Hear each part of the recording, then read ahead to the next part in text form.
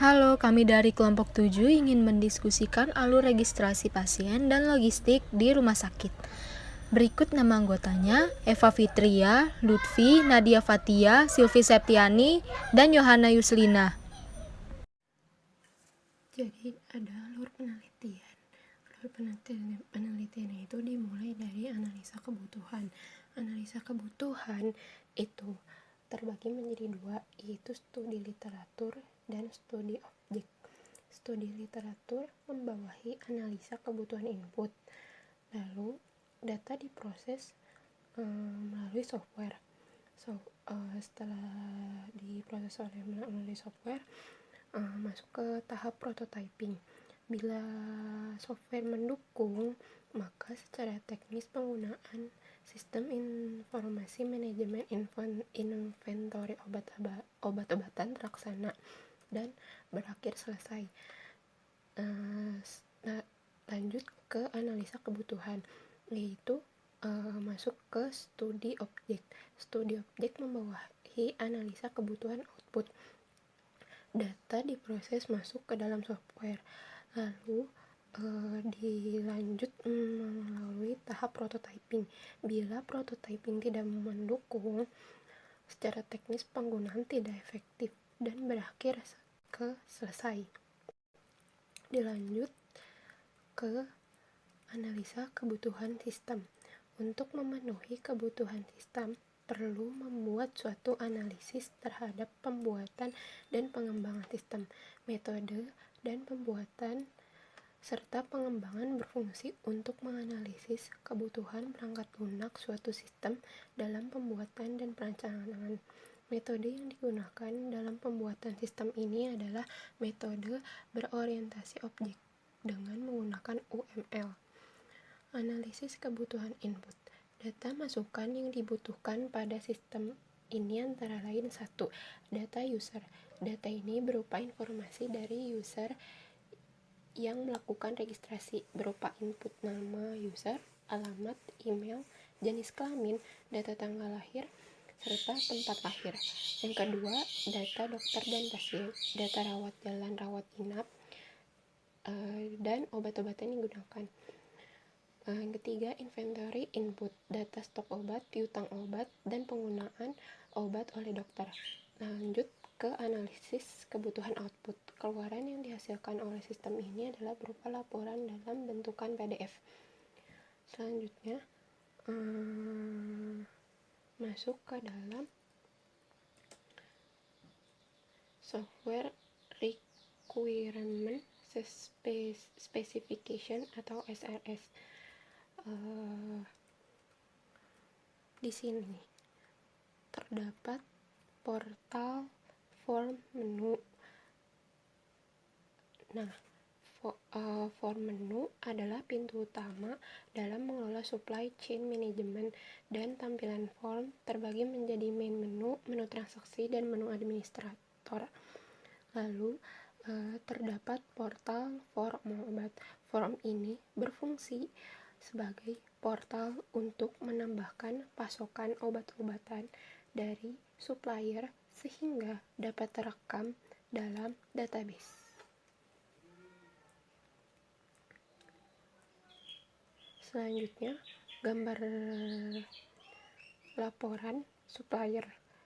Di sini terdapat portal laporan berfungsi sebagai bentuk visualis storage pada database dari hasil proses pada perangkat lunak.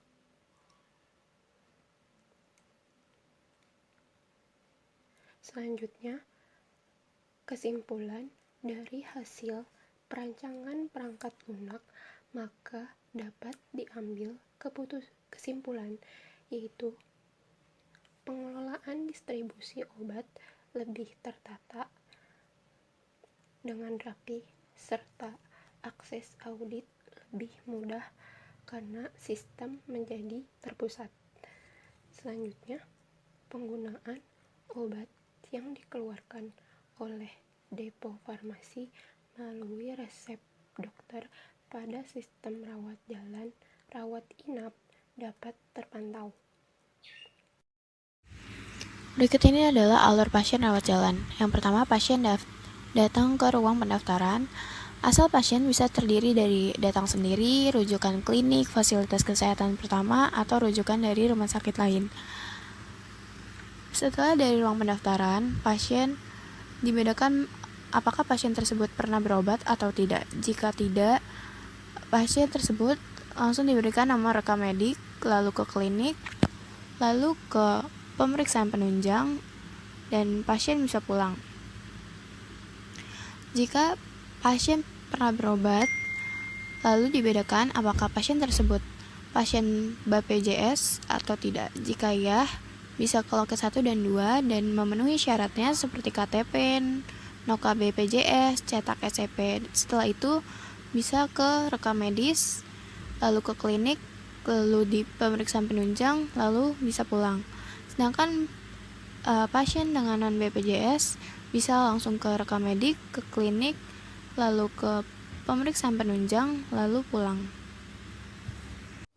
Alur pasien dibagi menjadi 2. Yang pertama, pasien masuk ruang rawat inap. Yang kedua, pasien meninggalkan ruang rawat inap. Yang pertama, pasien masuk ruang rawat inap.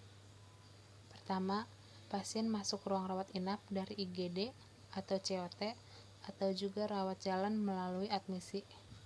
Yang kedua, pasien mendapatkan nomor rekam medis. Yang ketiga, pasien serah terima dan orientasi di pos perawat atau nurse station.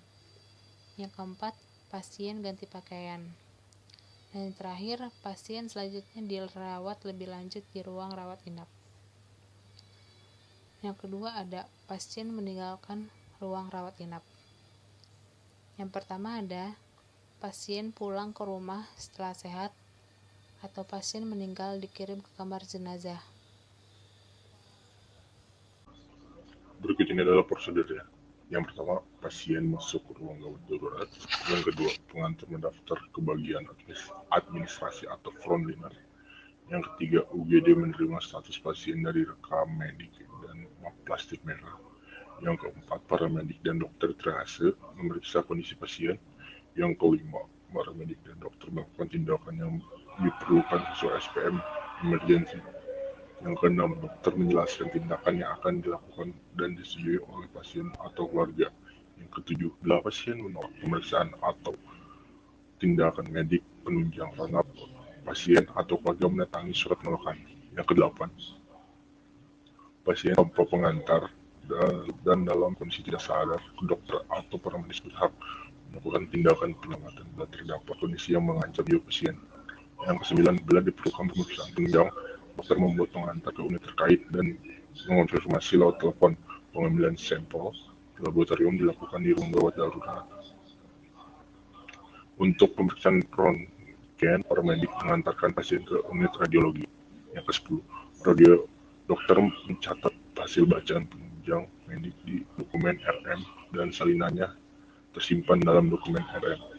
11. Dokter triase mencatat hasil pemeriksaan diagnosis dan terapi di lembar emergensi dokumen RM serta menuliskan resep berwarna merah. Bila melakukan kasus kepolisian atau kriminal, dituliskan juga di lembar visum apertum atas permintaan penyidik kepolisian.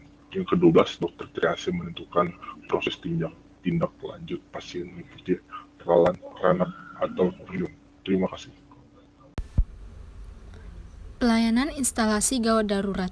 IGD rumah sakit mempunyai tugas menyelenggarakan pelayanan asuhan medis dan asuhan keperawatan sementara serta pelayanan pembedahan darurat bagi pasien yang datang dengan gawat darurat medis. Pelayanan pasien gawat darurat adalah pelayanan yang memerlukan pelayanan segera, yaitu cepat, tepat, dan cermat untuk mencegah kematian dan kecacatan. Salah satu indikator mutu pelayanan adalah waktu tanggap atau response time. Prosedur pelayanan di suatu rumah sakit, pasien yang akan berobat akan diterima oleh petugas kesehatan setempat, baik yang berobat di rawat inap, rawat jalan, atau poliklinik, maupun di IGD, untuk yang penyakit darurat atau emergensi. Dalam suatu prosedur pelayanan rumah sakit, Prosedur ini merupakan kunci awal pelayanan petugas kesehatan rumah sakit dalam melayani pasien secara baik atau tidaknya. Dilihat dari sikap yang ramah, sopan, tertib, dan penuh tanggung jawab. Latar belakang pentingnya diatur standar IGD karena pasien yang masuk ke IGD rumah sakit tentunya butuh pertolongan yang cepat dan tepat. Untuk itu perlu adanya standar dalam memberikan pelayanan gawat darurat sesuai dengan kompetensi dan kemampuannya sehingga dapat menjamin suatu penanganan gawat darurat dengan response time yang cepat dan penanganan yang tepat. Semua itu dapat dicapai antara lain dengan meningkatkan sarana, prasarana, sumber daya manusia, dan manajemen IGD rumah sakit sesuai dengan standar.